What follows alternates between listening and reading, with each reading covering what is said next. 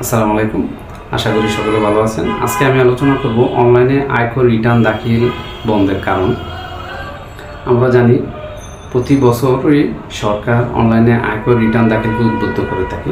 বিগত 6 বছর যাবত এই কার্যক্রম পরিচালিত হয়ে আসছে।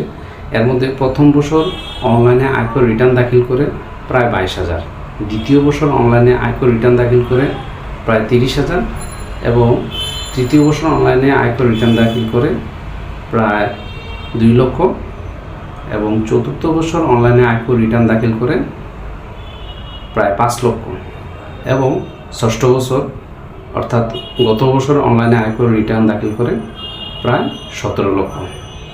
আমরা জানি 1 জুলাই থেকে 30 নভেম্বরের মধ্যে আয়কর রিটার্ন দাখিল করতে হয়, অনলাইন অথবা অফলাইন। তো বর্তমানে অনলাইনে আয়কর রিটার্ন দাখিল কার্যক্রম বন্ধ আছে, যার কারণ হচ্ছে প্রতি অর্থ বছরে বাজেটে কিছু আইনের সংশোধন এবং অধ্যাদেশের পরিবর্তন হয়ে থাকে, সংযোজন বিয়োজন হয়ে থাকে, যে কারণে অনলাইনের সার্ভারকে এটা ইনপুট দিতে হয়। যার ফলশ্রুতিতে যখন ইনপুট প্রদান করে কার্যক্রম অনলাইন কার্যক্রমটা সম্পূর্ণ না হওয়ার দরুন বর্তমানে অনলাইনে রিটার্ন সাবমিট করা যাচ্ছে না। তবে এটা সাময়িক সময়ের জন্য, যখন তার মেনটেন্যান্স কার্যক্রম সম্পন্ন হবে তখন এটা যে কেউ অনলাইনে রিটার্ন সাবমিট করার সুযোগ পাবে।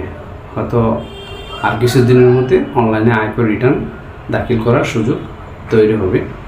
তবে এই মুহূর্তে যাদের খুব বেশি ইমার্জেন্সি অথবা কেউ ফ্ল্যাট কিনেছে বা জমি ক্রয় বিক্রয় করছে, তাদের ক্ষেত্রে যেহেতু অনলাইনে আয়কর রিটার্ন দাখিল করা যাচ্ছে না, ওনারা সরাসরি ম্যানুয়ালি আয়কর অফিসে গিয়ে রিটার্ন দাখিল করে তার কার্যক্রম সম্পন্ন করতে পারবে।